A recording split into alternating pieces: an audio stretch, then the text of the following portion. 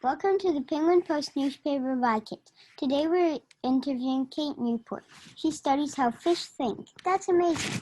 Let's ask her some questions. Why do you study fish? Well, fish are really interesting because we often think that they're simple, but they do amazing things, and there's tons of species, so you get a big range of different fish doing different things. So some may not be particularly clever, but some are super clever. And so we're able to kind of study how different species do this. Were you interested in fish as a kid?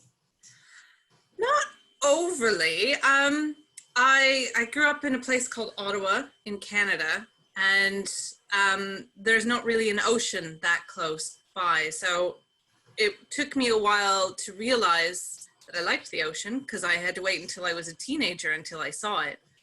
And I first did some marine biology work in Canada on the East Coast, and it's really cold there, and I got pneumonia. So it was at that point that I decided I really liked doing this sort of work and working with fish in the ocean, but it had to be somewhere warm. And then I went to Australia and started doing diving and got to see all the amazing and colorful fish in the ocean on the Great Barrier Reef. And that's when I decided I wanted to work with fish. What experiments do you do with the fish? Well, we do a whole lot of different experiments. I do a lot where I get to train the fish, and that's the same way that you would train your dog. So if I want them to do something, we usually choose what we call a behavior that they naturally do. So for example, it's pretty easy for your dog to sit. So when your dog sits, you can give it a treat, and it will keep doing that because it then learns that it can get a treat when it sits. So with fish, we have different behaviors. So some of the fish that I work with, like archerfish, they will naturally spit at things all the time. So when they spit at a particular thing, I can start feeding them. And then they eventually learn that when they get food, then they get a reward. And we can also do it where some fish like to bite things, or some like to swim through tunnels, stuff like that. So we use these basic methods, these basic ways to test fish. And then we can ask all sorts of questions. We can ask things like, can fish see this color, or see this stripe, or can they tell these shapes apart? And now we're doing stuff where we're looking at, can they learn to swim around certain areas? And what do they do when they no longer know where they are? That's what I mostly work on. Do you study your own fish, or do you go to the beach or ocean? Both. So sometimes we work in the laboratory, and sometimes we call it the field, and that's when we go out to the actual ocean.